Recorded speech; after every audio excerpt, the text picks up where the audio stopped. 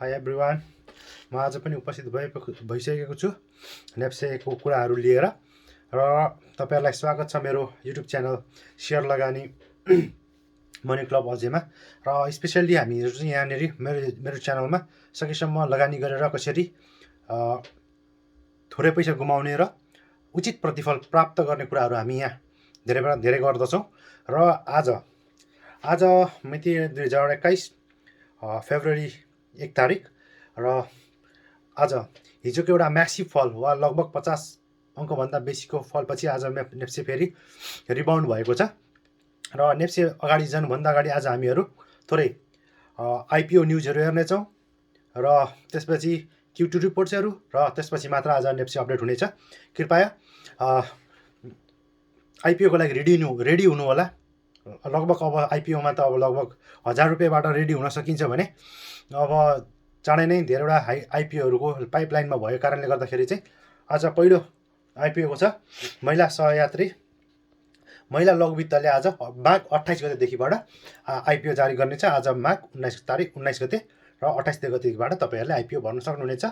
र यसको लागि यसको चुक्ता पुँजी 10 करोड पुर्याउनका लागि 40% आइपिओ ल्याउन लागेको छ। लगभग 4 लाख किता 100 को फेस भ्यालु वा प्रति किता 100 को दरले 4 करोड बराबरको आइपिओ आउँदैछ। त्यसमध्ये 0.5% कर्मचारीको लागि 5000 किता छुट्याइएको छ भने 5% अर्कत 20,000 किता हाम्रो म्युचुअल फन्डको लागि छुट्याइएको छ र 3,70,000 किता हामी पब्लिकले पाउनेछौँ, एप्लाई गर्नलाई पाउनेछौँ माघ 28 गतेदेखि। र यसको छिटोमा 2 गते र लगभग अब नेपालको आइपिओको ट्रेन्ड हेर्ने पनि 1 दिन वा 2 घन्टा राखे पनि हुने जस्तो देखिएको छ। किनभने यो 4 लाख किता बरु एक किता सबैलाई दियो भने पनि यो सब्सक्राइब भइसक्नेछ। र हेर्ने हो भने मिनिमम 10 किता र म्याक्सिमम 1000 किताको लागि तपाईँहरूले एप्लाई गर्नु सक्नुहुनेछ। र यसको अहिले हेर्ने हो भने यसको अहिले चुक्ता पुँजी 6 करोड छ र 4 करोडको आइपिओ आइसकेपछि यो चुक्ता पुँजी 10 करोड हुनेछ। र यसको 76-70मा हेर्ने हो भने इपिएस वा प्रति सेयर आम्दानी 58 रुपियाँ 85 पैसा रहेको छ भने 77-78मा उहाँहरूले 51 रुपियाँ 23 पैसा हुने लक्ष्य प्रक्षेपण गर्नु भइसकेको छ। त्यस्तै प्रति सेयर नेटवर्थ हेर्ने भने 313 रुपियाँ 16 पैसा रहेको छ भने चालु आर्थिक वर्षमा 294 हुने भनेर उहाँहरूले प्रक्षेपण गर्नुभएको छ। र तपाईँहरूले 10 कितादेखि 1000 कितासम्मको लागि आवेदन दिन सक्नुहुनेछ।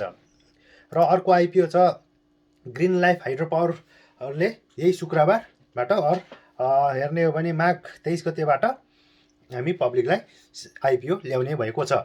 र सबैजनाले रेडी हुन 23 पछि 23 को यो सकिनु साथ ग्रिन लाइफको पहिला हुनेछ र त्यसपछि महिला लघुवित्तको हुनेछ। तपाईँहरू सबैजना रेडी हुनुहोला।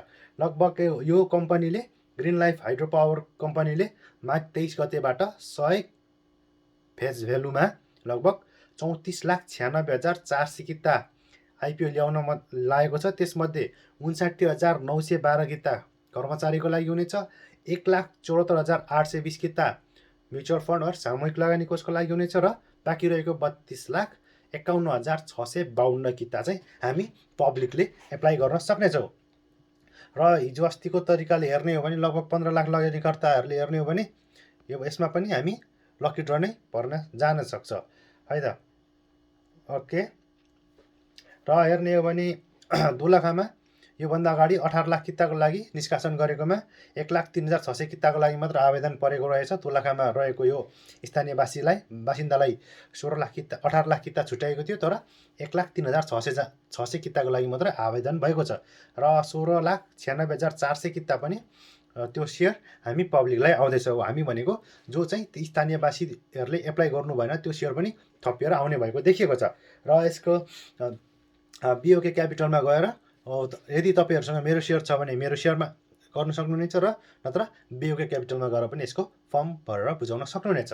र हेर्ने हो भने यसको यो चाहिँ दोलखामा रहेको मार्बु गाउँपालिकामा 40 मेगावाटको खानीखोला हाइड्रो पावर 1 निर्माण गरिराख्नु भएको रहेछ है त। खानीखोला 1 मा हाइड्रो पावर निर्माण गरिराख्नु भएको छ र माघ 23 गते नबिर्सिनु होला। र अब हामी नेप्सेको थप आज न्युजहरू के छ भयो त भनेर हेर्न गइरहेको छौँ।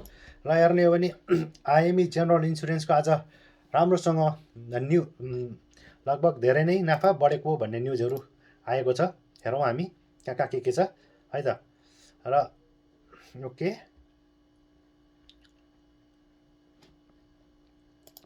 थोरै अपडेट हुन टाइम लागिरहेको छ। र दोस्रो त्रैमासिकमा आउँदासम्म उहाँहरूले अहिले 15 करोड 2,66,000 खुद नाफा कमाएको भन्नुभएको नाफा कमाएको रिपोर्ट आएको छ र त्यो 125.67% वृद्धि देखिएको छ है त। र हेर्ने हो भने यसले गत वर्ष 30 करोड 62,66,000 खुद बिमा शुल्क आम्दानी गरेको थियो भने अहिले आएर 36 करोड 39,34,000 रुपियाँ पुगेको देखिएको छ। र यसको बिमा कोषको आकार 53.1%ले बढेर 43 करोड 53,59,000 रुपियाँ पुगेको छ। र गत अघिल्लो वर्षमा बिमा कोषमा 28 करोड 43,63,000 रुपियाँ रहेको थियो भने रहेको रहेछ। र चुक्ता पुँजी 1 अर्ब 8 करोड 18,36,000 रुपियाँ रहेको छ भने जगडा कोषमा 28 करोड 87,89,000 रुपियाँ रहेको देखिन्छ। र यसको प्रति सेयर आम्दानी हेर्नु हो भने 27 रुपियाँ 78 पैसा छ। प्रति सेयर नेटवर्क 166 रुपियाँ 94 पैसा छ भने पुस मसान्तमा यसले 19 करोड 10,29,000 रुपियाँ कुल दाबी भुक्तानी गरेको देखिन्छ। र भुक्तानी बाँकी रकम 61 करोड 17,52,000 रुपियाँ रहेको छ है त। उहाँहरूले तिर्नुपर्ने पनि धेरै नै देखिएको छ। त्यस्तै अर्को Q2 रिपोर्ट हेर्ने हो भने ओके,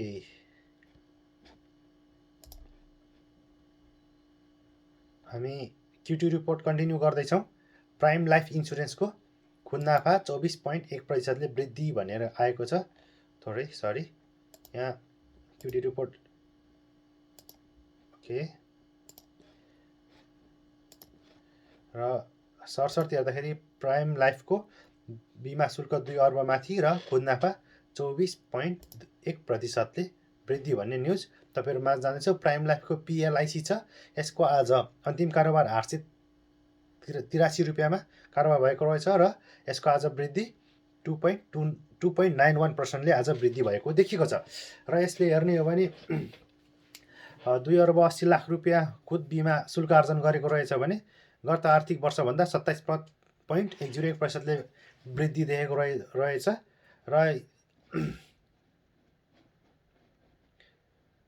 नाफा चाहिँ 24.1%ले वृद्धि भएर 3 करोड 76 लाख रुपियाँ बढेर 19 करोड 36 लाख रुपियाँ पुगेको देखिएको रहेछ। योभन्दा अगाडि 15 करोड 60 लाख रुपियाँ उहाँहरूले नाफा कमाउनु भएको छ। र चुक्ता पुँजी हेर्ने हो भने 2 अर्ब 41 करोड 70 लाख रुपियाँ रहेछ भने जगडा कोषमा 61 करोड 62 लाख रुपियाँ रहेको छ। त्यस्तै जीवन बिमा कोषमा 13 अर्ब 9 करोड 60 लाख रुपियाँ छ। महाविपत्ति कोषमा 14 करोड 67 लाख रुपियाँ रहेको देखिन्छ। कम्पनीको प्रति सेयर आम्दानी EPS हेर्ने हो भने 16 रुपियाँ 2 पैसा देखिन्छ भने प्रति सेयर नेटवर्क 131 रुपियाँ 61 पैसा र मूल्य आम्दानी अनुपात 50.61 गुणा देखिन्छ। र यसलाई धेरै नै माथि भ्यालु चाहिँ धेरै माथि गइसकेको छ यसको प्राइसदेखि। प्राइस टु अर्निङ रेसियो हेर्ने हो भने र यसले 17,25,499 वटा बिमा लेख जारी गरेर कुल 20 अर्ब 47 करोड बिमा शुल्क आर्जन गरेको देखिन्छ। र उहाँहरूले 1,723 वटा बिमा दाबी भुक्तानी गरेर 54 करोड 20 लाख रुपियाँ भुक्तानी गरिसक्नु भएको छ भने 62 वटा दाबी भुक्तानी गर्न 1 करोड 37 लाख रुपियाँ गर्न बाँकी रहेको देखिन्छ।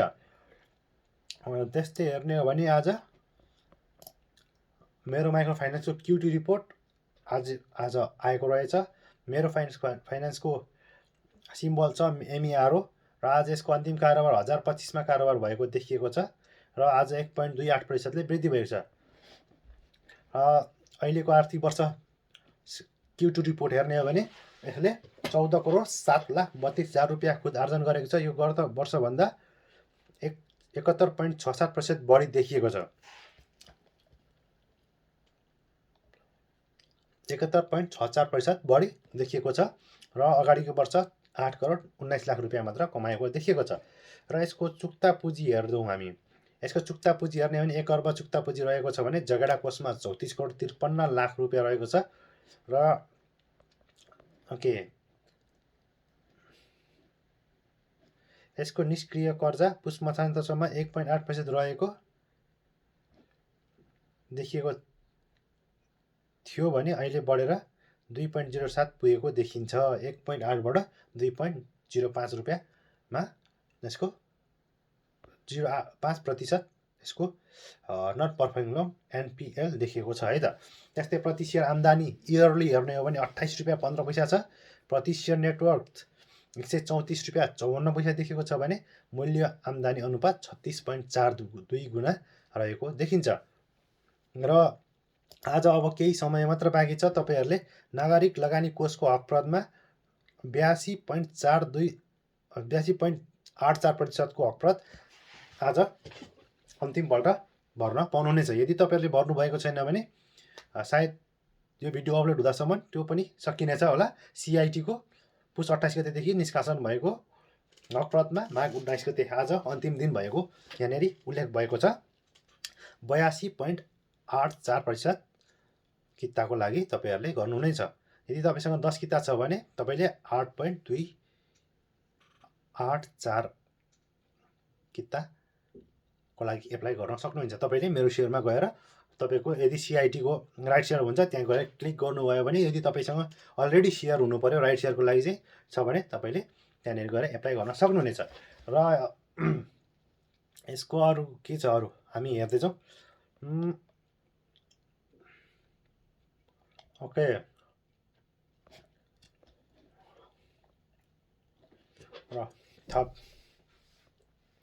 र हामी अब हामी चाहिँ नेप्सी अपडेटतिर जान्छौँ। र नेप्सी अपडेट हेर्ने हो भने आज नेप्सीले हिजोको एउटा म्यासिभ करेक्सन पछि आज फेरि नेप्सी पोजिटिभ देखिएको छ। र तपाईँहरूले नेप्सीलाई फलो गरिराख्नु भएको छ होला डेली जसो। र हिजो थोरै आत्तिनु भएको थियो भने आज फेरि तपाईँलाई एउटा सास फेर्नलाई एउटा नयाँ आयाम देखाएको छ नेप्सीले। र आज 37 अङ्क बढेर 2400 माथि पुगेको छ। फेरि नेप्सी आज हिजो 54.75% करेक्सन भएर 2370 मा खुलेको नेप्सी आज 2400 माथि पुगेको छ। र 2408 मा गएर बन्द भएको नेप्सीमा आज लगभग 6 अरब 97 करोड 29 लाख बराबरको बिक्री भएको छ। र हेर्ने हो भने आजको टप 10 टर्नओभर हामी हेर्दै जान्छौँ। र आजको टप 10 वा गेनर्स फर्स्टमा हेरौँ। गेनर्स CCBL सेन्चुरी कमर्सियल ब्याङ्कको आज सबैभन्दा धेरै बढेको देख्छ 10%, 253 रुपियाँ अन्तिम कारोबार भएको छ। प्रोग्रेसिभ फाइनेन्स 10% बढेर 165 रुपियाँ। पोखरा फाइनेन्स 9.96% बढेर 276 रुपियाँ। प्रभु लाइफ 9.95% बढेर 840 रुपियाँ। माउन्टेन एनर्जी नेपाल लिमिटेडको 9.91% बढेर 588 रुपियाँ। यो SHL सोल्टी होटलको 9.9% बढेर 222 रुपियाँ। TRS तारागाउँ रिजेन्सी होटल 9.85% बढेर 368 रुपियाँ। BFF बेस्ट फाइनेन्स कम्पनी लिमिटेडको 9.68% बढेर 170 रुपियाँ। सिन्धु विकास ब्याङ्कको 9.39% बढेर 198 रुपियाँ। र सेन्ट्रल फाइनेन्स 9.18% बढेर 214 रुपियाँमा बन्द भएको देखिएको छ। आजको टप लुजर्स हेर्ने हो भने कामना KMCDB कालिका लघुवित्त डेभलपमेन्ट ब्याङ्क रहेको छ। यसले 7.24% गुमाएको छ। त्यस्तै GLBSL गुराँस लघुवित्तको पनि -5.6% ले घटेको छ। अर्को हेर्ने हो भने सारथी नेपाल लघुवित्त पनि -4.45% घटेको छ। त्यस्तै अर्को सामुदायिक लघुवित्तको पनि -3.8 छ। मिरमिरे माइक्रो फाइनेन्स -3.48। त्यस्तै अर्को हेर्ने हो भने SLBBL स्वरोजगार लघुवित्तको पनि -3.4%। GUFL गोर्खा फाइनेन्सको हेर्ने हो भने -3.3%। SDLBL साधारण लघुवित्तको पनि -2.84% ले घटेको देखिएको छ भने अर्को सिभिल लघुवित्त पनि आज -2.71% ले घटेको छ। र अर्को अन्तिम हेर्ने हो भने 10औं नम्बरमा महिला लघुवित्तको पनि -2.15% ले घटेको देखिएको छ। र आज धेरै पछि टप 10 ओभर्समा हेर्ने हो भने आज NRIC सबैभन्दा धेरै कारोबार भएको छ। र NRIC को आज धेरै कारोबार भएको देखिएको छ। Sorry for the interruption. त्यसपछि नेसनल लाइफ, त्यसपछि हेर्ने हो भने नेपाल लाइफ, त्यसपछि CCBL century commercial bank, SICL Shikhar insurance, NIC Asia, Prabhu bank, global IME, civil bank र NTC 10औं नम्बरमा परेको छ आज टप 10 टर्नओभर्सको हेर्ने हो भने। र आज सेक्टर्समा आज पनि कमर्सियल ब्याङ्क अगाडि देखिएको छ। र त्यसपछि non life insurance, life insurance, micro finance, अन्य hydro power, manufacturing, processing, development bank, hotels र फाइनेन्स आज यसरी उहाँहरूको धेरै कारोबार भएको देखिन्छ। लगभग हामीले टप न्युजहरू अलरेडी हामीले अगाडि नै गरिसकेका छौँ। र हाइड्रो अर्को हेर्ने हो भने सिङ्गटी हाइड्रो इनर्जीको पनि यसको आइपिओ चाहिँ एक्सटेन्ड भएको रहेछ। यो चाहिँ लोकल आएको रहेछ। दोलखा जिल्लाका लागि माघ 4 गतेबाट सुरु भएको रहेछ। यो अझै पनि यदि तपाईँहरू यो हाइड्रो बनेको छेउछाउ तपाईँहरू त्यहाँका स्थानीय बासिन्दाहरू हुनुहुन्छ भने तपाईँहरूले अझै पनि एप्लाई गर्न सक्नुहुनेछ। 14,50,000 किताको लागि आइपिओ आएको छ। कृपया तपाईँहरू त्यो एरियामा हुनुहुन्छ भने अझै पनि तपाईँहरूले एप्लाई गर्न सक्नुहुनेछ। र यसले कम्पनीले 43,50,000 आइपिओ आउँदैछ। त्यसमा 14,50,000 पब्लिक त्यो हाम्रो स्थानीयवासीलाई आएछ भने अरू बाँकी रहेको हामी पब्लिकलाई आउनेछ। र यसको हेर्ने हो भने सुपर 6 हाइड्रो पावर मेगा प्रोजेक्टमा पर्दो रहेछ यो प्रोजेक्ट 25 मेगावाटको रहेछ। सिङ्गटी खोला हाइड्रो पावर प्रोजेक्ट चाहिँ। र यसको सबैभन्दा धेरै आरसी हाइड्रो इन्भेस्टमेन्ट प्राइभेट लिमिटेडको 8.44% रहेछ। मिस्टर बट्टु लामिछानेको 8.24% रहेछ यसको। मिस्टर गणेश कार्कीको 6.27 चाहिँ उहाँहरू मेजर सेयर होल्डर्सहरू देखिएको छ। र हामी हेर्छौँ अब अरू थप केही न्युजहरू छन् भने त्यसलाई पनि हामी निहाल्नेछौँ। र अघि मैले फेरि दोहोऱ्याइन चाहिनँ। अघि अलरेडी मैले महिला लघुवित्तको 4 लाख किता आइपिओको लागि तपाईँहरूले माघ 28 गतेबाट र अर्को ग्रिन हाइड्रो पावरको माघ 23 गतेबाट आइपिओ गर्न सक्नुहुन्छ। ओके। र मैले केही अगाडि पनि भनेको थिएँ, एउटा नयाँ अचम्मको चिज भएको छ ग्यामस्टप वा युएसको मार्केटमा। र चाहिँ एउटा रिटेल इन्भेस्टर र हामी जस्तो नर्मल इन्डिभिजुअल इन्भेस्टर र हेज फन्डहरूको बिचमा एउटा ब्याटल चलेको जस्तो देखिएको छ। र दुईवटा हेज फन्डहरू टोटली ब्याङ्क्रप्ट गएका छन्। उहाँहरूले चाहिँ सर्ट सेलिङको पोजिसनहरू चाहिँ अहिले उहाँहरूले धेरैभन्दा धेरै पैसा तिर्नुपर्ने भएको देखिएको छ। ओके।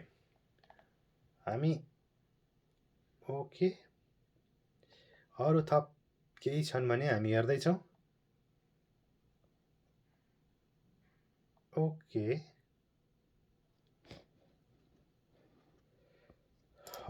आज हिजोको करेक्सनपछि आज लगभग मार्केट फर्केको देखिएको छ। र जसले हिजो आत्तिएर सेयर बेच्नु भएको छ वा जसले हिजो त्यही अरू आत्तिँदै गर्दाखेरि अरू डराउँदै गर्दाखेरि आफू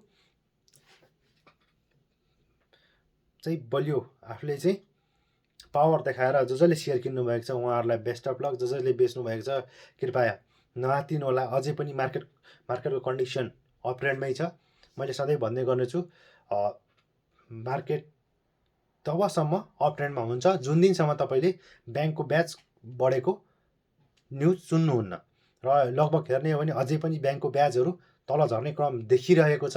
र ब्याङ्कमा डिपोजिटहरू राम्रो आउने क्रम जारी छ। अरू विभिन्न सेक्टरहरूमा अझै पनि पैसा नगएको कारणले गर्दाखेरि चाहिँ सेयर मार्केटमा लगानी गर्ने व्यक्तिहरू वा लगानीकर्ताहरू अझै पनि आइराख्नु भएको छ। र अझै पनि पछिल्लो क्रममा त आइपिओ भर्नेको ट्रेन्ड हेर्ने हो भने अझै पनि धेरै नयाँ लगानीकर्ताहरू चाहिँ सेयर मार्केटमा छिर्ने सम्भावना बेसी देखिएको छ।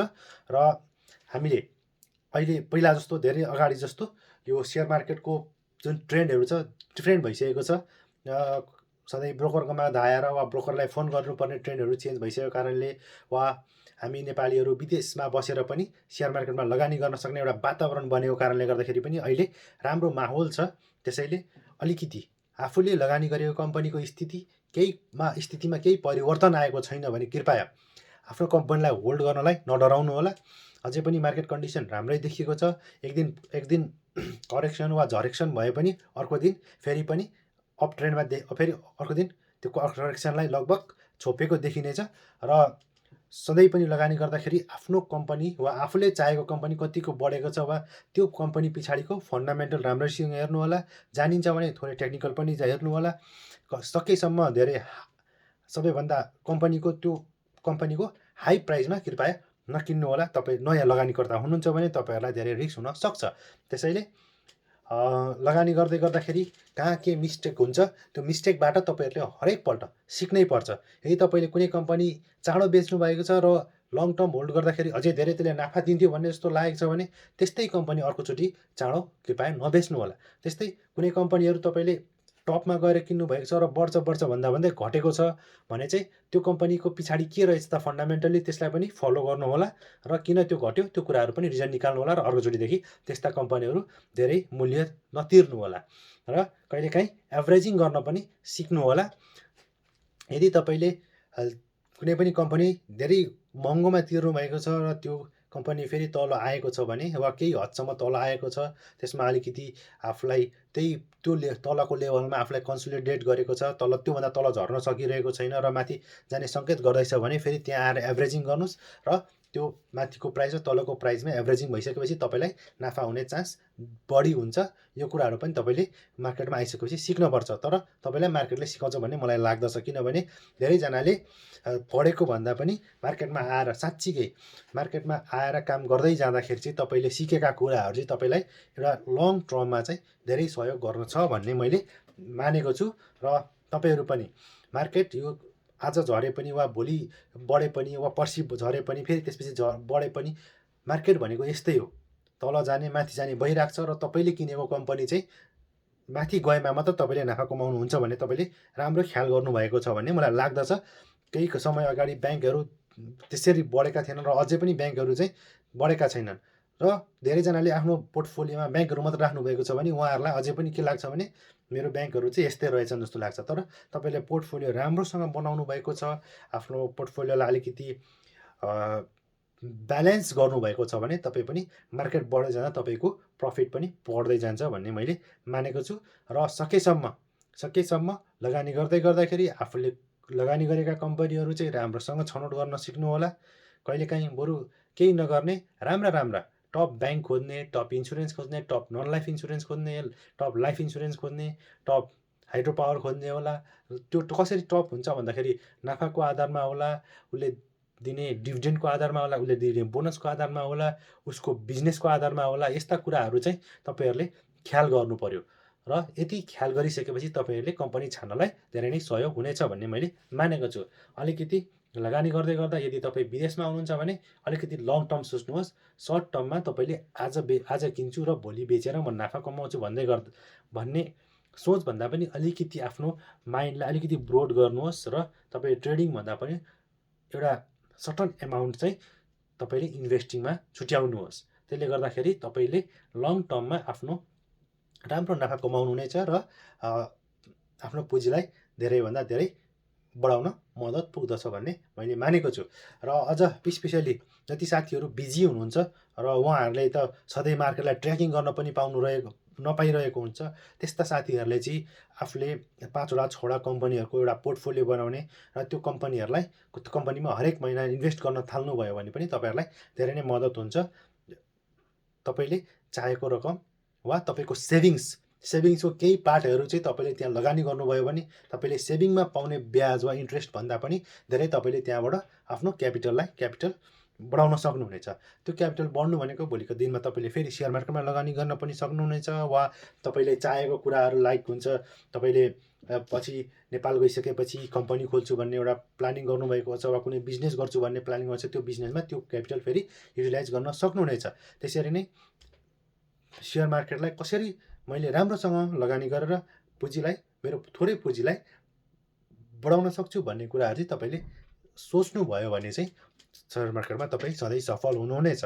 र सेयर मार्केटमा सकेसम्म नयाँ लगानीकर्ताहरूले आज किन्छु र अर्को हप्ता मलाई 20%, 30%, 40% नाफाको हुन्छ र म बाहिर निस्किन्छु भन्ने सोच्नुहुन्छ भने तपाईँहरू गलत हुन पनि सक्नुहुनेछ र 40% कमाउनेको साटै त्यही 40% गुमाउन पनि सक्नुहुनेछ भन्दै आजलाई यो भिडियो यहीँ अन्त्य गर्दछु। र कृपया आफ्नो स्वास्थ्यको ख्याल राख्नुहोला। मेरो भिडियो साथीहरूमा सेयर गरिदिइराख्नु भएको छ भन्ने मैले मानेको छु र तपाईँहरूले जति धेरै सेयर गर्नुहुनेछ त्यति धेरै नयाँ लगानीकर्ताहरूले चाहिँ कसरी मार्केटमा आउने कुराहरू भन्ने जान्नुहुनेछ। र तपाईँको साथीभाइहरूलाई पनि कृपया सेयर गरिदिनुहोस्, लाइक गरिदिनुहोस् र सब्सक्राइब पनि गरिदिनु होला। म फेरि पनि धेरैभन्दा धेरै काम लाग्ने कुराहरू वा सेयर मार्केटमा तपाईँले पैसा कमाउने कुराहरू म लिएर आउँदैन छु। यो कुनै किताबी भन्दा पनि मैले मेरो एक्सपिरियन्सहरू सेयर गरेको रहेको कारणले गर्दाखेरि तपाईँहरूलाई मजा पनि होला नमजा पनि होला, त्यही पनि तपाईँले लाइक गरिदिनु होला, सेयर गरिदिनु होला भन्दै आजलाई bye bye, see you in the next video. र चाँडै नै फेरि कम्पनी एनालाइसिस पनि हामी कुनै दिन गर्नेछौँ भन्दै आजलाई bye bye, see you, take care everyone, र सब्सक्राइब गर्न नभुल्नु होला। Thank you.